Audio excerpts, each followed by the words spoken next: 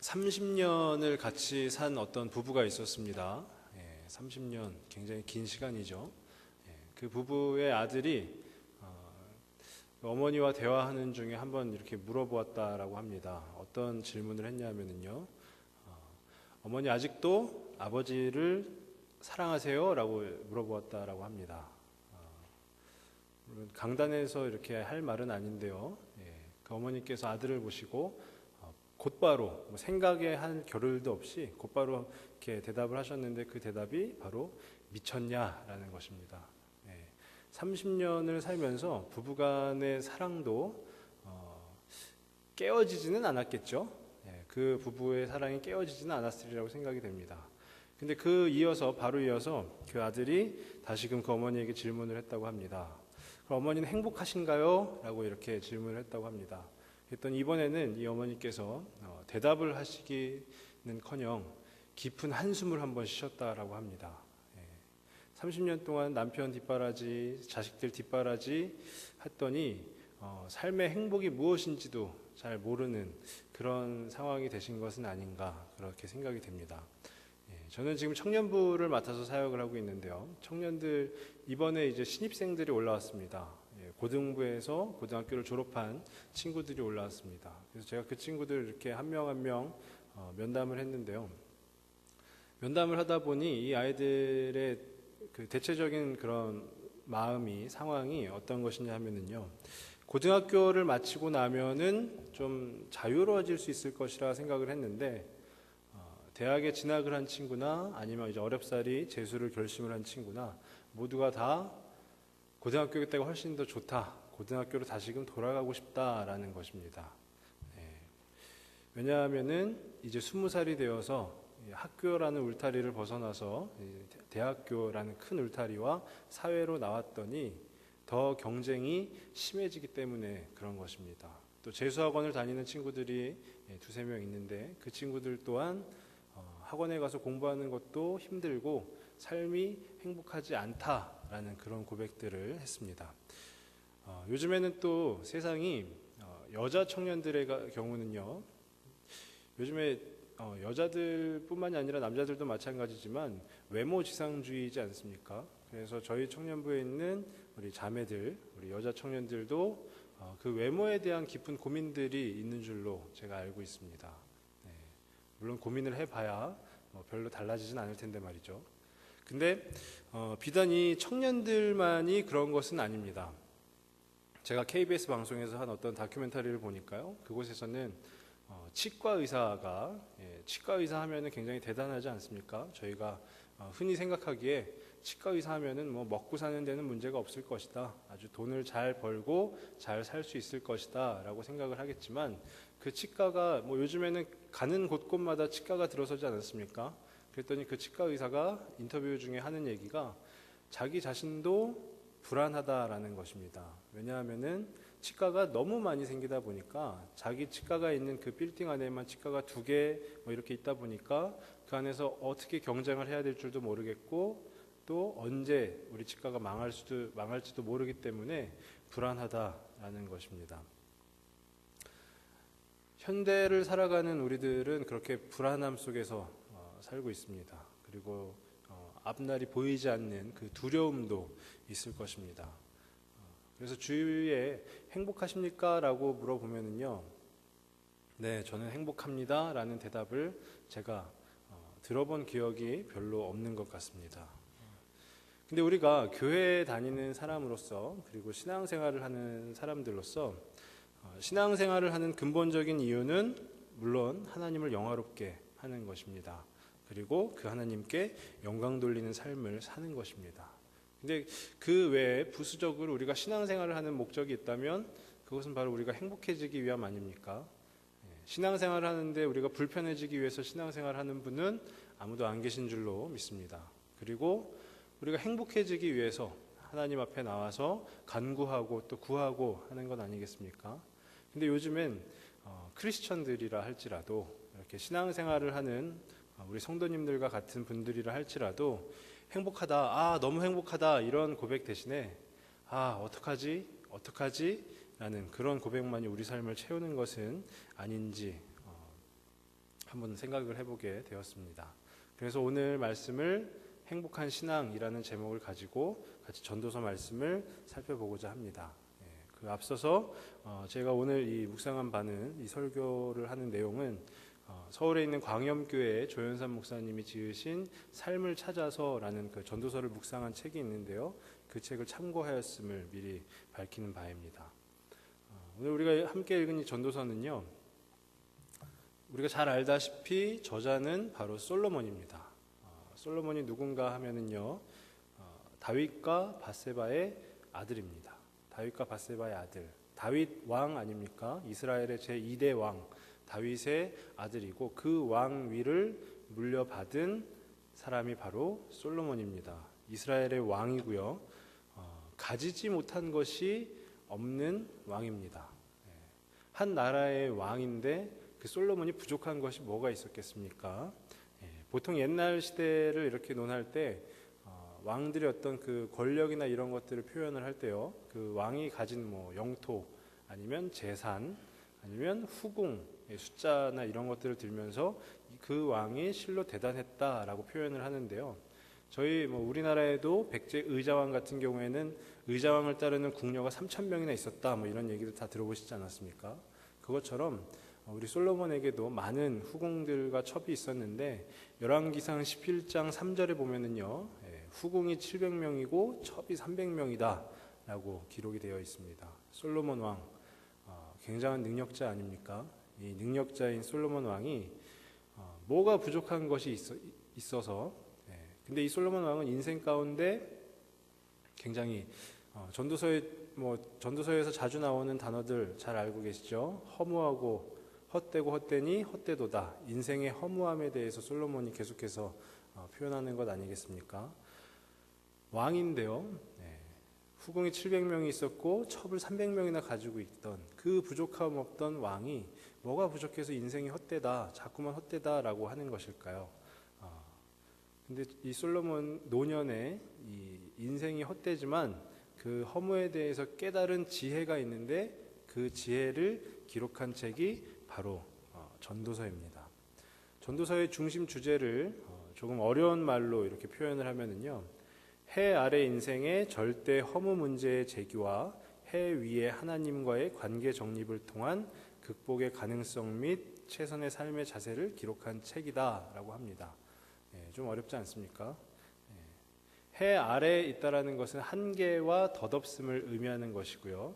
그리고 그 해 아래의 허무는 오직 해 위에 존재하시는 절대자인 하나님과의 만남과 구원을 통해서만 극복될 수 있다는 것입니다. 이것을 제가 제 나름대로 생각하면서 쉽게 좀 풀이를 해봤는데요. 그것은 해 위로, 하나님이 계신 그 해 위로 가기 전에 우리들은 해 아래에 살고 있는데, 그 해 아래에서의 삶을 우리가 어떻게 살아야 되는가에 대한 그 해답을 솔로몬이 깨닫고 기술한 책이 전도서이지 않나라고 그렇게 생각을 하게 됩니다. 그리고 오늘 우리가 함께 읽은 이 5장에 있는 5장 18절에서 20절 말씀은요, 이 본문의 내용을 한 문장으로 축약하면, 먹고 마시며 자기 일을 하는 가운데 심령으로 낙을 누리는 것보다 더 나은 삶은 없다라는 것입니다. 먹고 마시며 자기 일을 하는 가운데 심령으로 낙을 누리는 것보다 더 나은 삶은 없다. 무슨 뜻인가 하면은요, 하루하루 주어진 삶 속에서 마음 가운데 참된 즐거움을 누리는 삶이 최고다라는 뜻입니다. 하루하루 주어진 삶 속에서 우리의 마음 가운데 참된 즐거움을 누리는 삶이 최고다라는 뜻인데, 그 삶을 신앙으로 바꾸면 그것이 바로 행복한 신앙 아니겠습니까? 행복한 신앙. 그래서 오늘 본문을 통해서 행복한 신앙을 생활할 수 있는, 행복한 신앙 생활을 할 수 있는 그 두 가지 비결을 같이 함께 나누어 보고자 합니다. 먼저 살펴볼 것은 먹고 마시는 것입니다. 오늘 말씀 18절에 보면은요, 사람이 하나님께서 그에게 주신 바 그 일평생에 먹고 마시며 해 아래에서 하는 모든 수고 중에서 낙을 보는 것이 선하고 아름다움을 내가 보았나니 그것이 그의 몫이로다 라는 것입니다. 해 아래에서 하는 수고가 먹고 마시기 위해서 하는 것이다. 해 아래, 해 위로 가야지 되는데 그 해 위로 가기 전까지 이 해 아래에서 우리가 살아가면서 그 해 아래에서 하는 수고가 먹고 마시기 위해서 하는 것이다. 먹고 마시는 가운데 즐거운 것이 최고다. 물론 이렇게 오해할 수도 있겠지만 그렇게 무의도식하자는 이야기는 아닙니다. 그래서 먹고 마신다라는 것이 무슨 의미일까를 한번 살펴보니까요. 먹을 수도 있고 마실 수도 있다는 말은 사람이 살아있다라는 것을 증명하는 것 아니겠습니까? 혹여나 뭐 그런 걸 테스트할 분은 안 계시겠지만 죽은 사람이 먹을 수 있습니까? 먹을 수가 없습니다. 그리고 뭐 병원 이런 데서 이제 좀 질병을 앓고 계신 중환자분들 같은 경우에도 뭐 비유를 드려서 죄송하지만 그런 분들도 먹을 수도 없고 마시기에도 굉장히 힘이 듭니다. 그리고 혹여나 뭐 사기를 당해서 전 재산을 탕진한 사람이 있다면 그 사람도 뭐 먹어도 그 먹는 것이 되겠습니까? 먹어도 먹는 것이 아니겠죠. 굉장히 먹고 마시는 것은 사람이 살아있다라는 것을 증명하는 것이지 않나 생각이 듭니다. 하지만 이 먹고 마심이 단순히 우리의 입속으로 들어가는 그런 음식을 먹는 그 행위들 이런 것들을 이야기하는 것은 아닌 것 같습니다. 왜냐하면 5장 초반부에 보면은요, 솔로몬이 이미 너희는 하나님을 경외하라라고 말하고 있거든요. 하나님을 경외하라라는 그 하나님에 대한 해 위에 계시는 그 하나님에 대해서 이미 깨달은 솔로몬이 너희는 음식을 먹고 마시는 것이 너희들 삶의 낙이다라고 표현할 리는 없지 않겠습니까? 더군다나 예수님께서 우리 제자들에게 가르쳐 주신 기도가 있죠. 주기도문인데 마태복음 6장에서 예수님께서 주기도문을 가르쳐 주신 이후에 그 이후에 31절에 보면은요. 무엇을 먹을까 무엇을 마실까 염려하지 마라 라고 되어 있습니다. 이것은 해 위에 있는 하나님을 생각하는 자들이라 한다면 해 위에 있는 하나님으로 내려오는 그 어떤 그 지혜를 깨달은 자들이라 한다면 무엇을 먹을까 무엇을 마실까 염려할 것이 아니라 먹고 마신다라는 것은 너희가 살아있는 것이다. 그리고 그 살아있는 것 안에는 생명력이 있다라는 것을 말하고 있는 것이다 라는 그런 생각이 듭니다. 먹고 마신다는 것은 생명이 있는 것입니다. 생명력이 있다라는 것이죠. 이 생명력이 있다라는 말은 단순히 어떤 살아있다라는 것과 생명력이 있다라는 말은 조금은 차이가 있는 것 같습니다. 살아는 있어도 아무 기력이 없고 아무것도 할 의욕이 없는 사람이다 한다면 우리는 그런 사람을 보고 생명력이 있다라고 표현을 하지는 않습니다.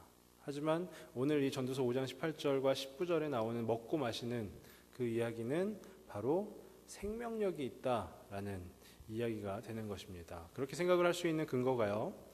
오늘 19절 서두에 보면은 히브리어로 연결사 깜이 들어갑니다. 이것은 뭐냐면 오늘 본문 19절은 18절과 이어지는 내용이다. 18절과 하나의 내용이다라는 것입니다.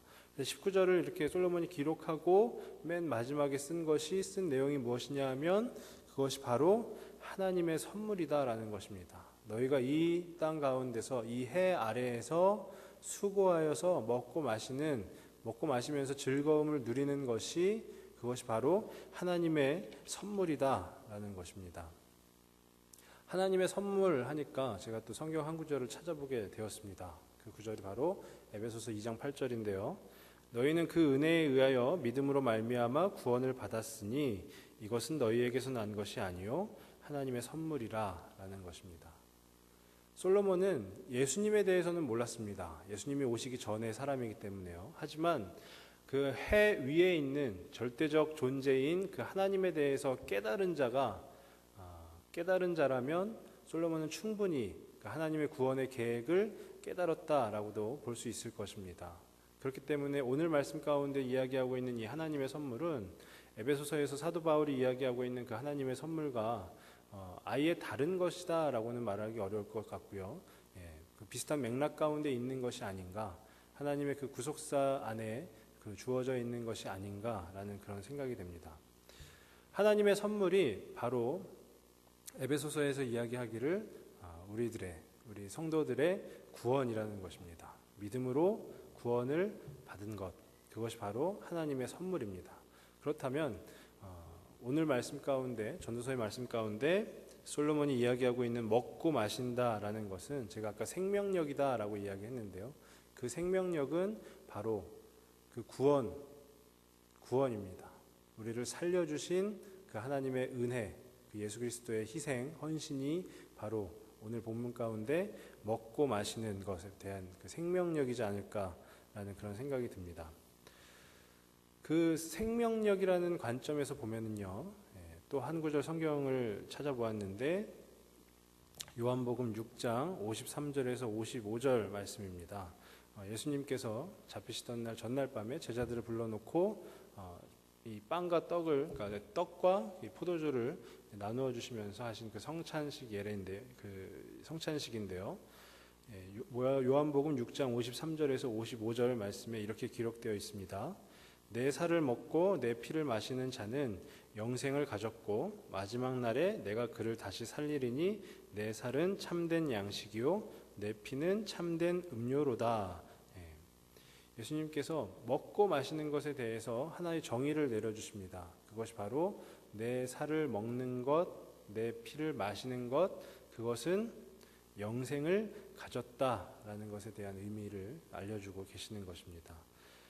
이런 예수님의 구속사역과 이 오늘 전도서 본문을 한번 이렇게 연결해서 생각을 해보면요, 먹고 마신다는 것은 우리가 바로 예수님의 살을 먹고 예수님의 피를 마시는 그 성찬식, 그 의식과도 연결이 된다라고 볼 수 있을 것 같습니다. 그것이 바로 성도의 생명력입니다.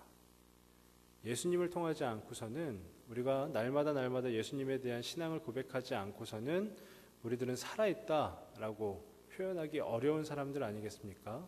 이미 죄로 인해서 죽을 수밖에 없었던 우리들을 예수님께서 십자가에 달려 돌아가심으로 인하여서 우리들 한 사람 한 사람을 살려주셨는데, 그 살려주심 가운데 단지 죽어가는 우리를 그냥 깨어만 주신 것이 아니라 일어나서 우리가 무엇인가를 힘차게 할 수 있는 그 생명력, 우리가 날마다 신앙 가운데 앞으로 나아갈, 하나님 앞으로 나아갈 수 있도록 인도하여 주시는 그 생명력을 우리 가운데 하나님께서 선물로 주셨다라는 것입니다.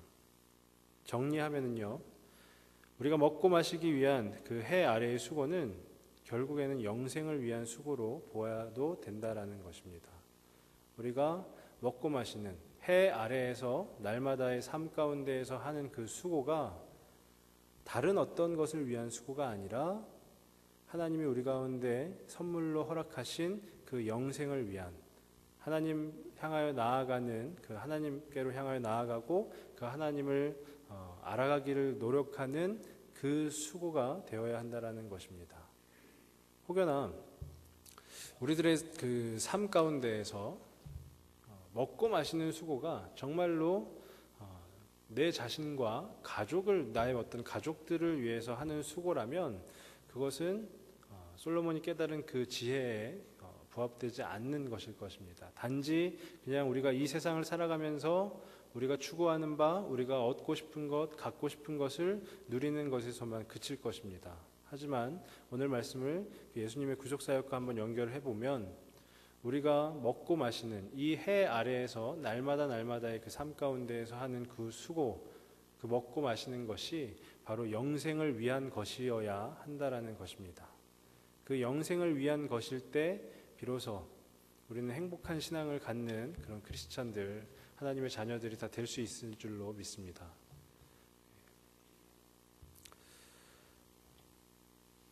이 말은 우리가 신앙생활을 하는 것이 바로 행복이다라는 것입니다.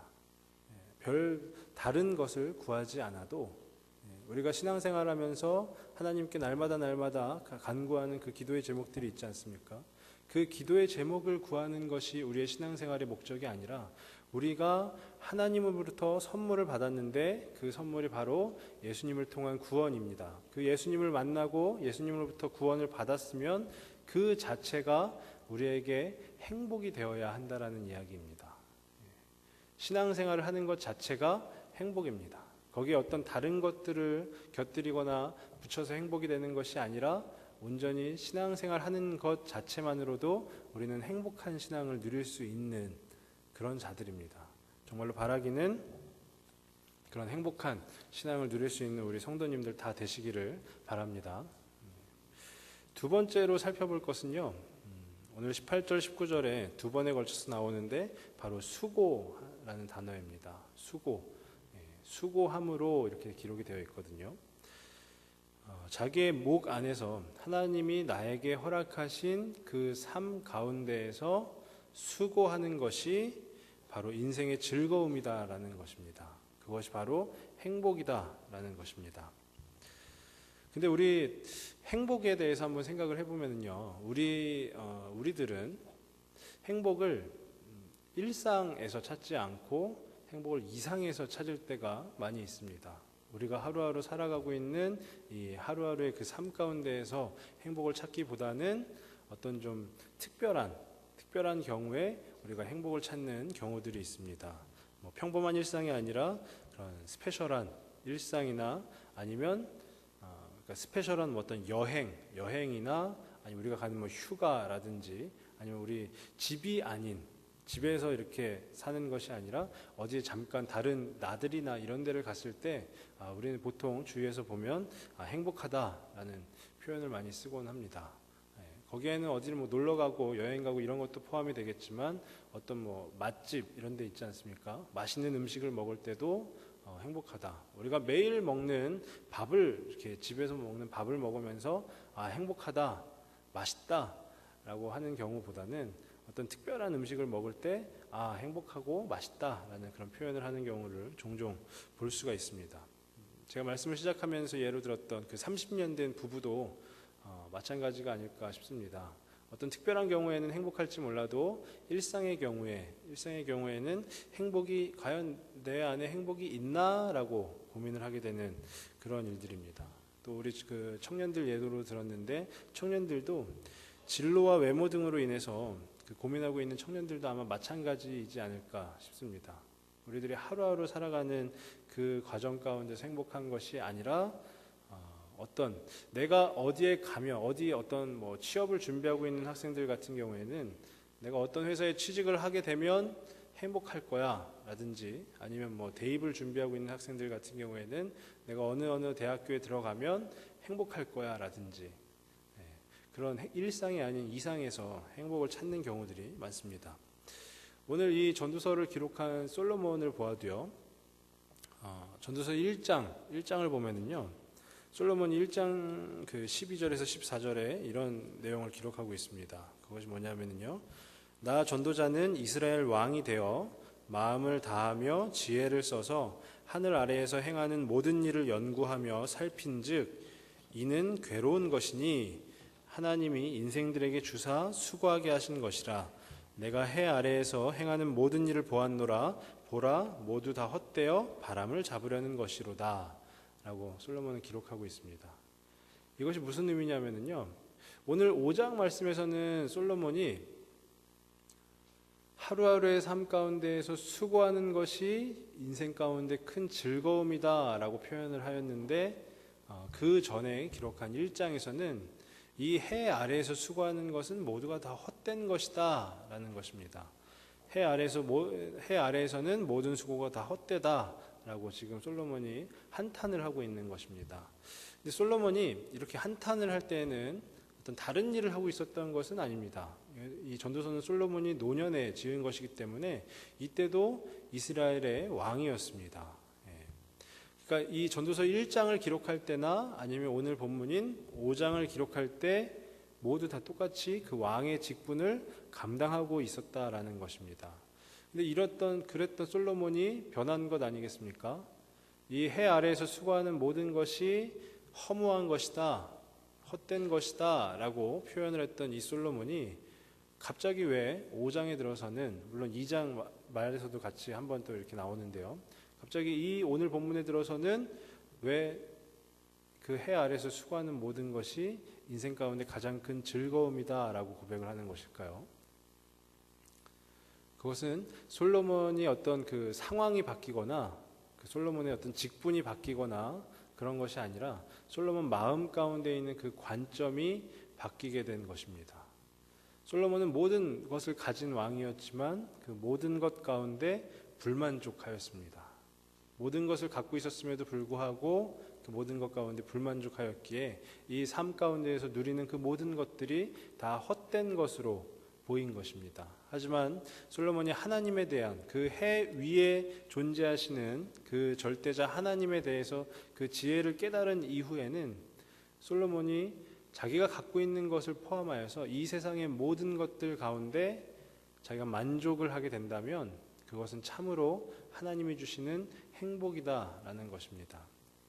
자기의 일에, 지금 하고 있는 현재 나의 일에 만족을 하면서 하루하루 보내는 사람과 현재 내가 하고 있는 일에 하루하루 불평과 불만을 하면서 보내는 사람은 아주 큰 차이가 있으리라고 생각이 됩니다. 그렇지 않겠습니까? 자기가 지금 하고 있는 일, 각자 다른 일들을 하면서 살고 계시지 않습니까? 근데 그 일 가운데 만족을 하는 사람은 정말로 행복하다라고 고백을 할 수 있을 것이고요. 그 일 가운데 불평과 불만을 늘어놓는 사람은 그의 입에서는 행복하다라는 고백이 나오지 못할 것입니다. 제가 군대에 있을 때요, 호국 보훈의 행사의 일환으로 서울 시내 20km 걷기 대회를 나간 적이 있습니다. 우리 성도님들께서 저를 보셔서 아시겠지만 제가 운동을 잘 못합니다. 근데 마라톤 대회였다 하면은 제가 아마 섣불리 이렇게 도전장을 못 내밀었을 건데, 하다못해 내가 걷는 것조차 못하겠는가라는 생각에 그래서 20km 걷기 대회를 나갔습니다. 처음에는 진짜로 20km 뛰는 것도 아니고 걷는 것이니까 그냥 유유자적하게 걷다 보면은 언젠가 골인 지점에 도착하겠지라는 그런 벅찬 생각을 가지고 그 대회에 출전하게 되었습니다. 물론 그 대회는 평일에 있었던 것은 아니고요. 군대에서는 황금과도 같은 휴일에 있었습니다. 휴일에 쉼을 포기하고 그 걷기 대회에 나갔습니다. 근데 그 대회 당일날 안사실이지만 20km 대부분이 평지가 아니라, 걷기 쉬운 평지가 아니라 오르막과 내리막을 계속해서 반복하는 것이었습니다. 거의 등산 중에서도 고급 아주 어려운 그런 코스였던 것입니다. 올라가는 길, 내려가는 길을 반복하면서 한 5km쯤, 4분의 1 정도를 걸었을까요? 그때부터 이제 제 상체의 하중을 견디지 못한 제 무릎이 좀 탈이 나는 것 같았습니다. 그래서 이제 무릎이 약간 삐끄덕삐끄덕 거리는 것 같고 발바닥에서는 불이 나는 것 같았습니다. 그래서 그 순간에 제 이제 마음과 생각에서 모든 불평, 불만이 다 터져 나오기 시작했습니다. 내가 쉬는 날 괜히 여기를 왜 와가지고, 내가 무슨 영화를 누리겠다고. 1등 하면은 무슨 아주 좋은 상품을 주었었는데요. 이미 그 출전한 사람이 몇백 명에 달했는데 5km 가는 내내 이미 제 앞으로 몇백 명이 다 지나갔습니다. 그러면 제가 1등 할 수 있는 확률은 없는 것 아니겠습니까?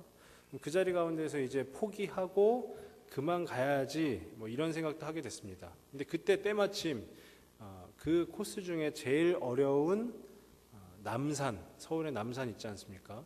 그 남산을 빙 둘러서 걸어 올라가는 코스를 만나게 된 것입니다. 남산을 이렇게 빙 둘러서 걸어 올라가고 있는데요, 케이블카가 보이는 것입니다. 정말로 얼마나 그 케이블카가 타고 싶었는지, 제 일상이 아닌 그 이상, 모든 사람이 일상이 아닌 이상에서 행복을 누린다라고, 행복을 구한다라고 하지 않습니까? 그 순간 저에게는 그 케이블카가 행복이었습니다. 저 케이블카만 타면은 나는 행복해질 수 있을 것이다 라는 그런 생각에 사로잡혀 있었습니다. 근데 이 군인들이기 때문에 제 마음대로, 제 뜻대로 케이블카는 탈 수가 없었습니다. 계속해서 남산을 걸어 올라가고 있었습니다.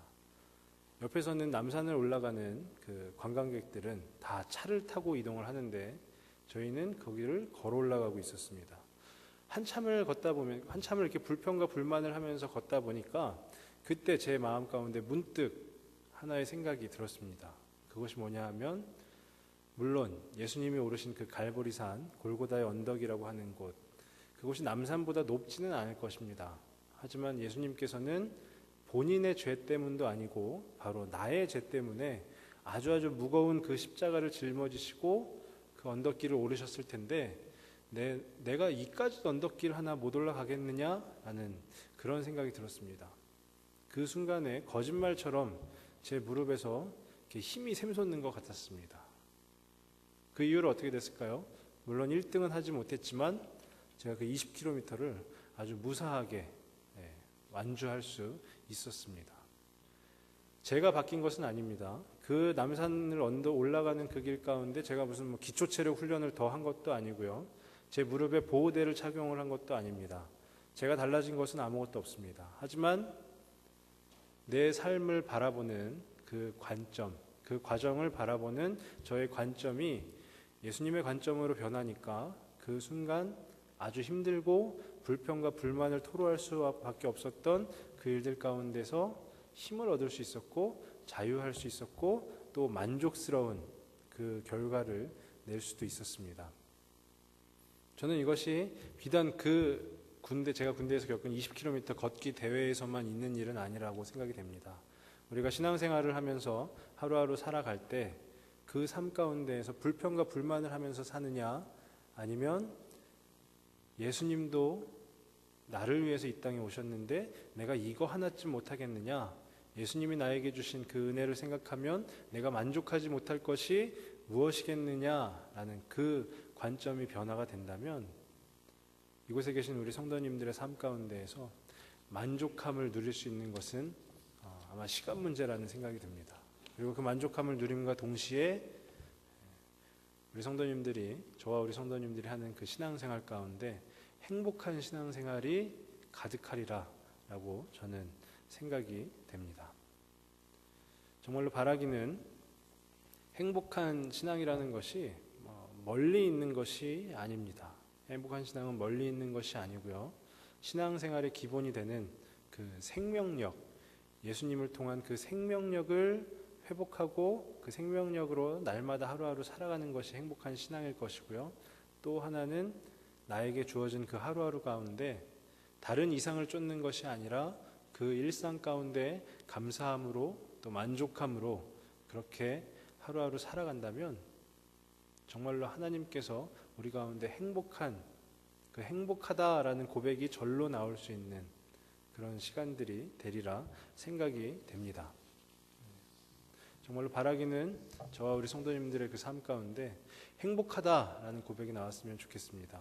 그리고 그 고백이 다른 내가 배불리 먹었으니 행복하다, 아니면 우리 아들이 어디 좋은 대학교 들어갔으니 행복하다, 이것이 아니라 나를 살려주신 그 예수님으로 인하여서 내가 행복하다, 그리고 나에게 하루하루 귀한 삶을 허락해 주시는 그 하나님을 인하여서 행복하다라는 그런 고백들이 우리 성도님들 가운데 그 삶 가운데 가득하기를 간절히 소망합니다. 기도하도록 하겠습니다.